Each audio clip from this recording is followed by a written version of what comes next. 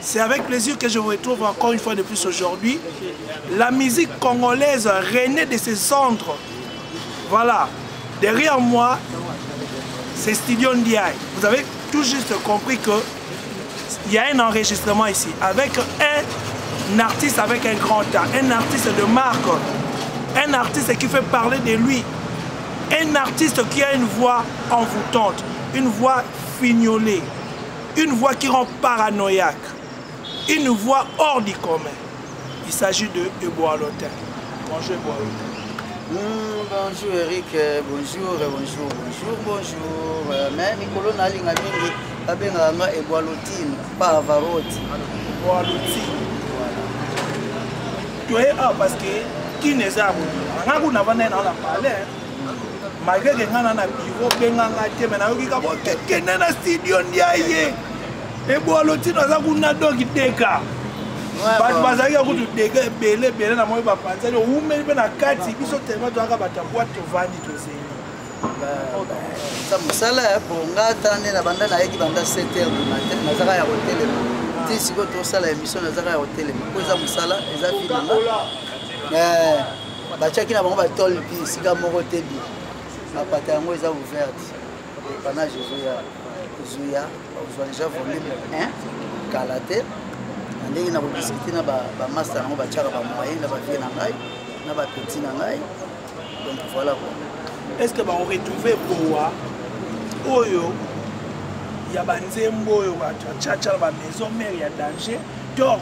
ba okuta ba couleur mususu ou eza ba symbiose na ba bloc ba libando sangisi na ba rumba. En tout cas musique est belle. Moni pourquoi les a des volumes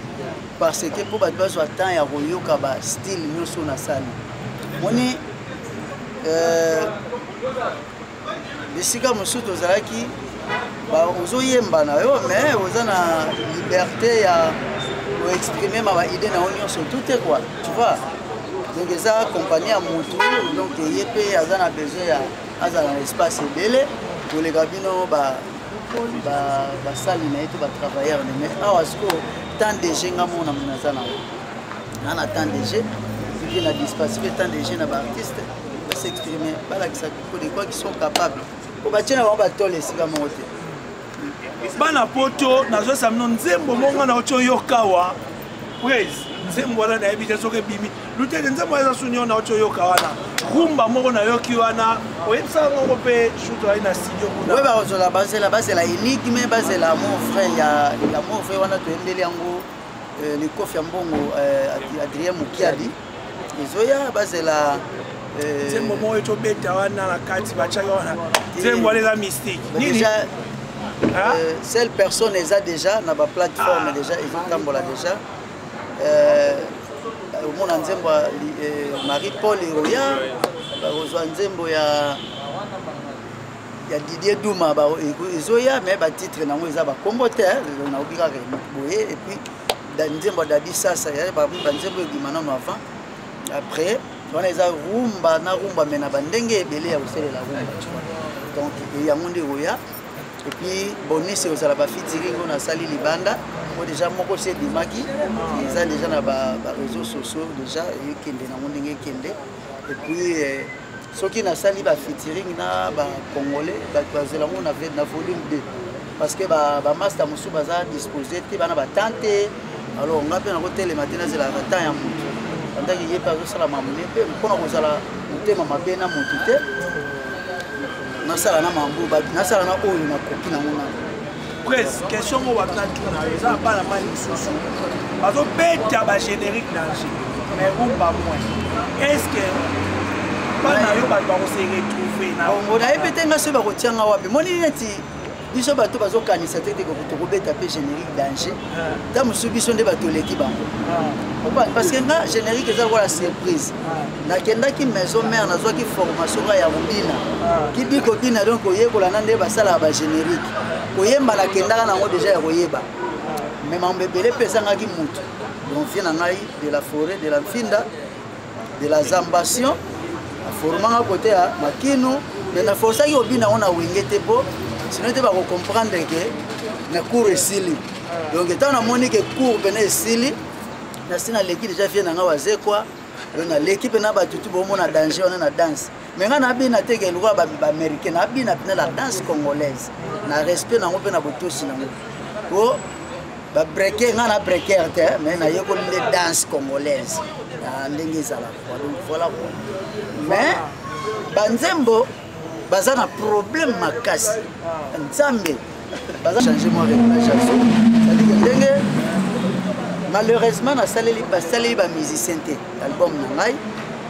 na saleli plus ba public parce que biso on a biso ba minorité ba musicien tout ça cause à la 1% il y a population congolaise que 1% il y a population ya monde parce qu'on a saleli ba toi na ebele wana o bazara musu boy ba musu bandimi yo comprendre donc pourquoi peut bâtir na mona batol té na kanisa ki batol bachaki batol mais tous les athées toujours biso to assez le faire pour la donc c'est la dépannage vraiment mes frères je sais oui bah que album moi na salengo na motema moko na zuta na ngai na salengo pour retrouver musicien moko té mais pour na receplir public mais na yebi que bozwa pe mo ba leso mo ba ko bonga pe na meka mo ko tanga mo ba école salima ki on kalatia comprendre mais il ne faut pas musique à zate. Il faut musique à zate. Tu écoutes dans la biso kaka. Comprendre? Voilà aussi. Voilà, tu as commis presque un sorte quand on présente, tu es vraiment fatigué. Le président, invité le monde de la fin dans les années. En tout cas, monde de la fin, na Rolwani na pesi bambote na batutu. Mon général Venon depuis Angola Luanda, Mami Bapende, l'outil la métisse noire, Gilles Damawete, na pesi ya Papilou bambote place Azali, Tchétché Bilele et puis na Elvis Mahele. Donc c'est ça quoi, mais en réalité tu vois que disque Zoya la possibilité l'idée de ma boga de Kotansi mon boss et puis Paris et puis Motema Love Kisunga Alberto Rio on sait qui m'ont vieux la possibilité bel homme Audi de Com et puis parce que tu vas y Belion vient nanga Adrien Mokia de Nico Fambongo donc on a bossé tout coup dans l'album Benga Titi Malanda on bosse merci pour tout mutoazo sunga biso pe to kanisa ito ko dépanner yo ko zela biso na piège te ke biso ndo zo zelela te so yebi to aki ba master ki master ba yeba ngo héros ko zela te e koma yo ba bona o mupaya na porte na ngaba mona onetu mupaya era ngoyo tango to sana biso kaka boye comprendre donc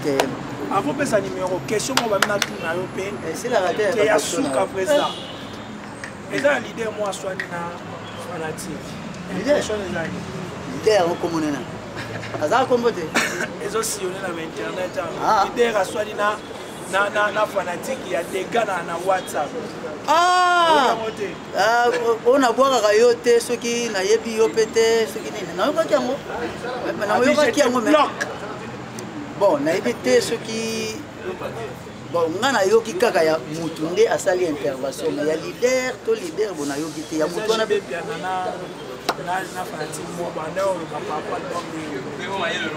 ngai na yebi na yoki lisolo wana te na yoki ka mutu moko ndi asiliki azoloba te makaka mamule lobabi mais ngana yebi ke wana za wana ta musuku ya bureau on besoin que nous n'ayons pas bon papa chéri en tant qu'un homme intellectuel je ne crois pas qu'il y a discuter dans le public il y a de ça là moi en tout cas na yoki na continuité na yoki car na survolé on a mona qui est un peu intéressant il y a bokanga bonne to za boye tout ça on a le public na hote va provoquer au cas ta musuku bebana ko ta musuku lo ba mabe tant que ça n'est pas fanatique non pour pas fanatique ya batu na batu bazali ba fanatique pe ba nete ba pa chez ba ko la peti ba fanatique ba vient toni parce que comme ko la ta biso ba fanatique na biso ta ba age na bango kita na se ta yona moni age na kita na se moni génération na biso ya ngo batu ba kenenu na biso na ba ko baza na se na bango parce que biso to akine ba fanatique ya ba papa chéri ba Weranson surtout ba fanatique na bana miki comprendre ceux qui bazami mutona lobaki aza mukolo comme ça ko ça peu fanatique ya mikinga na bimelika na contour qui a fait sa réponse au conseil mais en tout cas tous ça ba congolais tous à la il y a des panaches tous moto azalaka na bolingo biloko leki bolingo eza te mais ekambwisaka ezalaka mpe na bandako mosusu bana ya tata propre balali nzala mais bana ya ta mosusu basheke na nzela bazwi ya kolia nayebi te soki kopambola libanda eleki kopambola ndako non donc ezaka ndenge kongo ezokende meilleur ami ya moto eza bolingo numéro na babenga na plus 243 998 043 ou 53 plus 243 998 043 ou 53 babelge balobaka boye 09 98 043 ou 53 donc c'est ça mon numéro obonga mpona basuggestion na bino baconseil na bino mpona badépannage na bino tozalaka na besoin mbongo te okopesa mpe idée okopesa mpe bulu parce que mayele esalaka mpe l'art voilà l'art na art na amour na harmonie vous comprenez la guerre l'art na art na amour na harmonie voilà bino bato na bosali bavocal te vocal ya mwana boyiba boto bolinga to rimelaka bino tina baémission bye bye merci yo ngana problème nao boniko wa mwana di je salue Jackie Basali na Londres mwana yo na kati ya Londres je salue papa il est papa na next na kati ya Londres je salue Francis Kamangata na Portugal je salue la plus belle fille du monde c'est Jared Cléopâtre Chanel Malonda na Kinshasa moi ça zaka moko moi je suis sa beauté na charme moi je suis lengi moko incroyable moi je suis sexy naturel Naomi Kalumi respect la Sazali et sans oublier Blaise Nzudi Toumela Tokeliboso on se retrouve prochainement.